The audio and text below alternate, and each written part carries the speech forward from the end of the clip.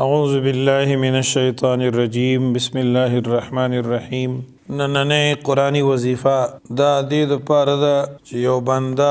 دا غل نا یر لری یا دا یو درندہ نا یر کیوی یا دا پیریانو نا پا یر کیوی او خطر محسوسی دا دی سڑی دا پارا دا حفاظت مختصر او آسان عمل دا سورة ہود شپک پندوستم آیات انی توکلت علی اللہ ربی و ربکم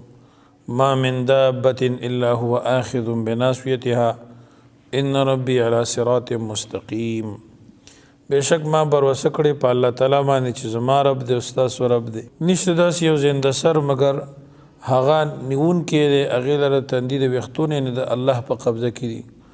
بے شک زما رب او زما د رب چې دین کم دی سیده لاره باندې ده ان ربی بے شک دین د رب زما علی صراط مستقیم په نیغه لار باندې دی زما د طرفه تمام اوریدونکو ته د دې وظیفې اجازت دی